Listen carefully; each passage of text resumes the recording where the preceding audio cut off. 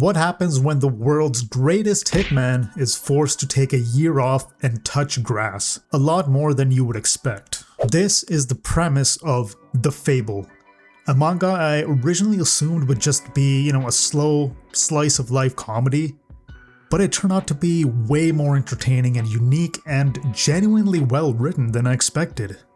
And I'm not here to gas this series up for no reason. I mean, there's a reason it's rated so highly.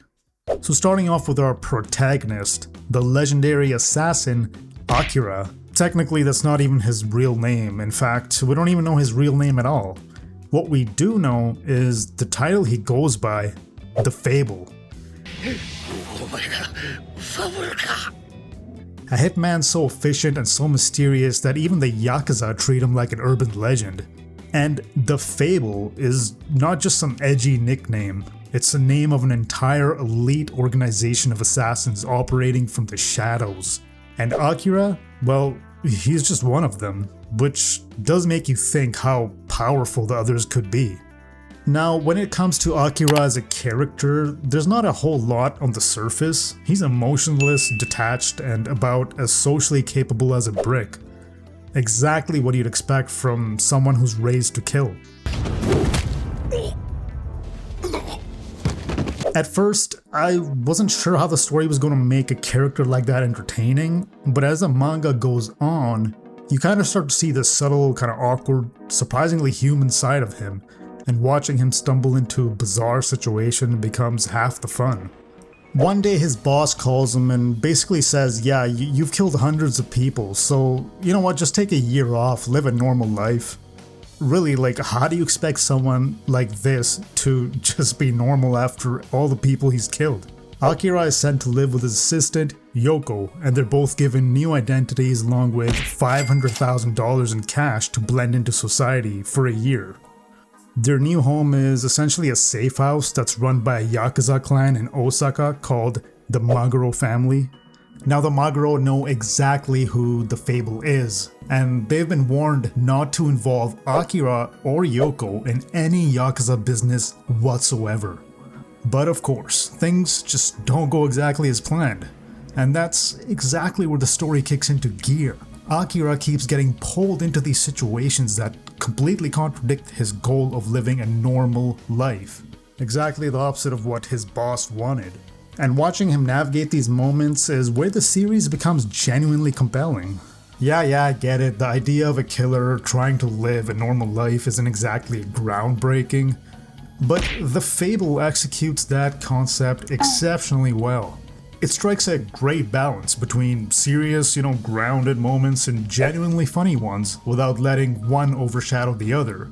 What really makes this work is Akira himself. He's, genuinely just trying to follow his boss's orders and live like an ordinary, law-abiding citizen, and that effort creates this constant underlying tension.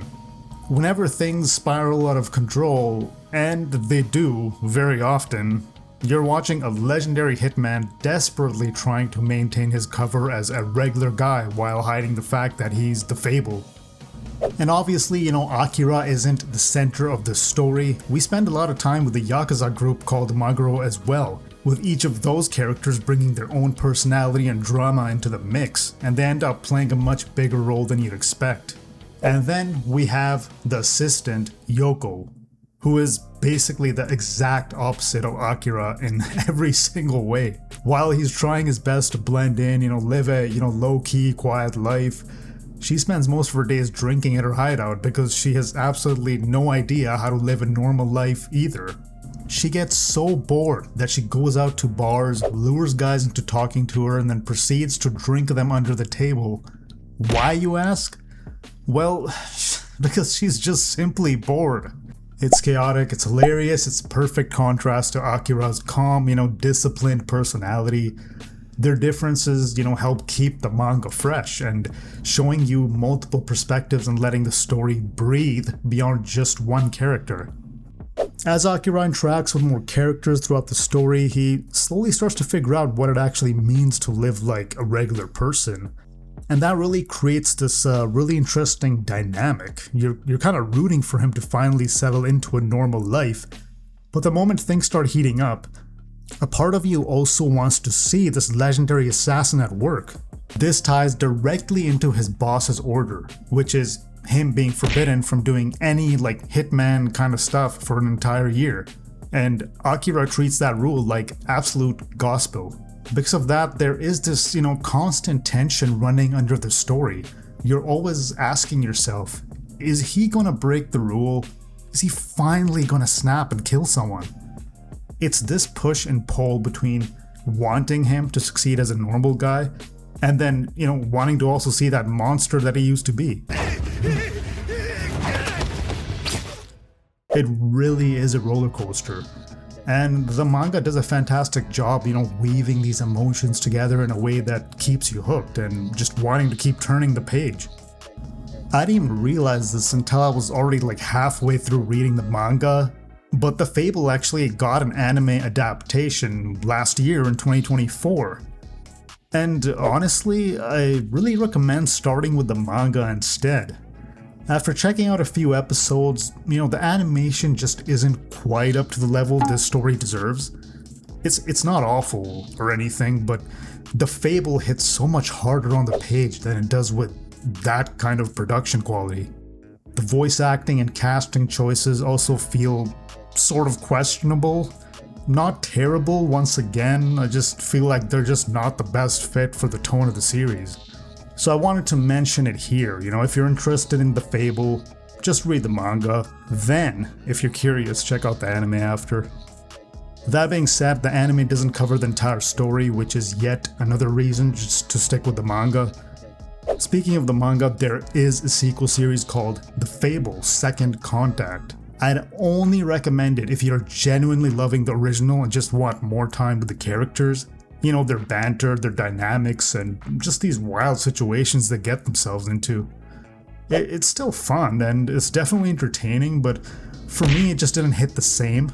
The new villains they introduced in the sequel just don't have nearly the impact or presence that the original series delivered.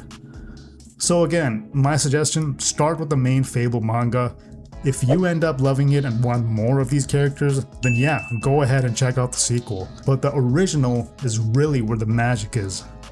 On the surface, the premise might not seem completely fresh or groundbreaking, but the execution and characters pulled me in so hard that I ended up binging the manga straight into the early morning.